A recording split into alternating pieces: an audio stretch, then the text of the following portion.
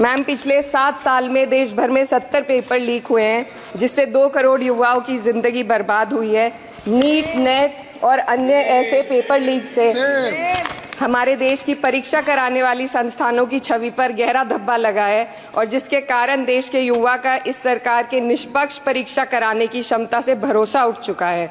इसी के संदर्भ में एनसीआरबी की जो स्टूडेंट सुसाइड रेट है वो 7.6 हो गई है, ऐसा 2022 की रिपोर्ट में बताया गया था।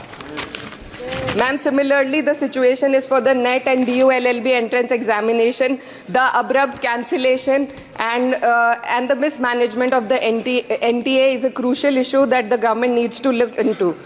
Ma'am, I would also like to bring to your attention the discrimination against minorities in this budget allocation, especially in the case of closure of the Maulana Azad Foundation.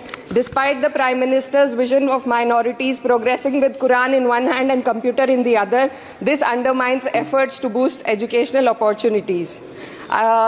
What we also need in today's time is quality STEM education, as outlined by India's National Education Policy 2020, and it is crucial for fostering critical thinking and preparing our youth for 21st century challenges. But ma'am, only 18.4% schools have functional computer labs, and there's a significant gender gap in STEM enrollment, with only 28% of females compared to 36% males.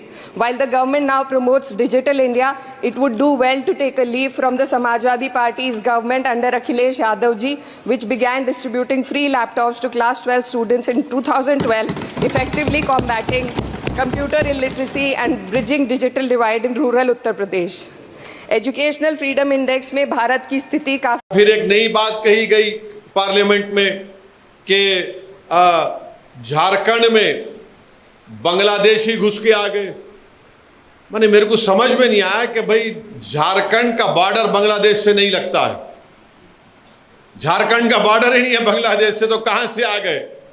क्या उड़ के आ रहे या कोई अजिन्नात है कि आके वहां से उड़ के यहाँ पे आ रहे?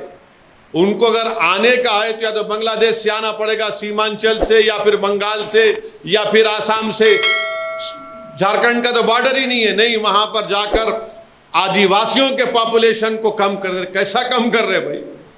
हुकूमत आपकी है, बीएसएफ आपकी है, एसएसबी आपकी है, मगर ये बोल देना कि पहले बोलते थे कि घुस के आ रहे। अरे घुस के आके जो हमारी फौज को मार रहे हैं वो जम्मू में हो रहा है।